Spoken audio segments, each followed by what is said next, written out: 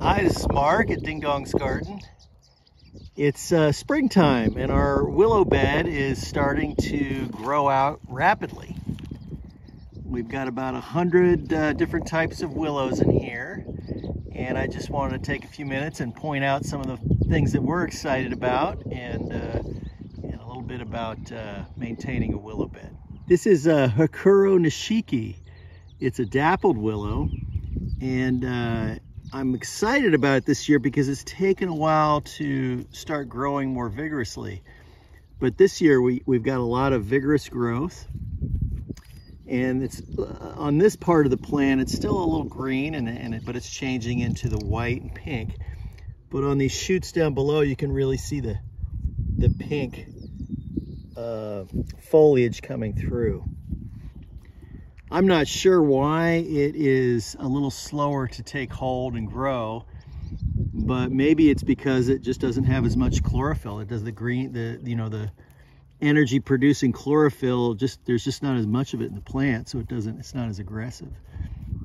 But this year it's doing great, so really looking forward to seeing this kind of fleshed out and forming a nice pretty dappled colored hedge.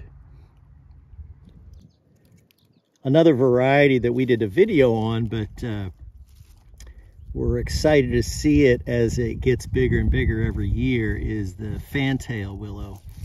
And you can see that the stems of this will appear to be fused. They fused, and here's another good example here. Let me see if I can show you. They just kind of look like they're welded together, and as they get bigger and bigger it becomes more pronounced. And it has a copious amount of catkins, so it really makes for a decorative willow. Interesting talking piece in the garden. And this is Dwarf Arctic willow. I didn't coppice it completely back to the ground this year because we wanted to get the diameter of the branches to be a little bit bigger, both for dealing with cuttings and for weaving. You know, the first in its early stages, the stems are so narrow it's almost hard to work with in both of those terms. But it's doing great, and that diameter will increase this year. It'll be fun to see how big they get. One thing that's a struggle in a willow bed where you have a lot of different varieties is each variety has a different vigor. And you know, we went in and we planted all these willows out and didn't completely understand the vigor of different varieties. So in the middle here we have rose-colored catkin willow, and then to the left here we have Rubykins. And to the right we have Balfour, and both Rubykins and Balfour are much more vigorous, so they will outpace this rose gold pussy willow in the middle. But the lucky thing is that, you know, because the nature of our willow bed, we'll come in and we'll coppice it back every year, so everything starts from fresh again. So the slower, if you have a slower variety next to a more vigorous variety, it won't die off, it won't get overshadowed forever. It'll get a chance to restart the following year. Another thing that's fun in the springtime is to see the intense color differences you can see it on the early foliage.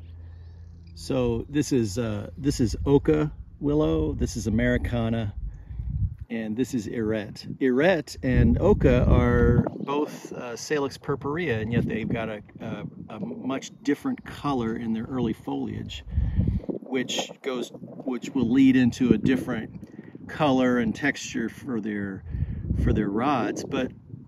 But in general, they're both Salix purpurea, so they'll have a lot of common characteristics.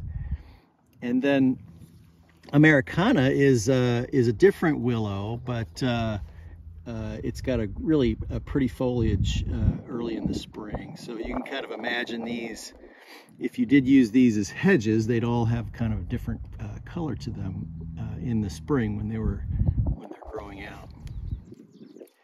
And this is one of my favorites. It's not a willow, it's a poplar. It's black cottonwood. And I'm just always stunned at how big the leaves are on this. I think the black cottonwood is the tallest deciduous tree in the western United States, and boy, they're very vigorous. We planted a couple out to see how they do, and we'll be eager to report back on using them to get some big trees. Well, that's it. We'll be back with videos this summer on specific varieties that we haven't covered before.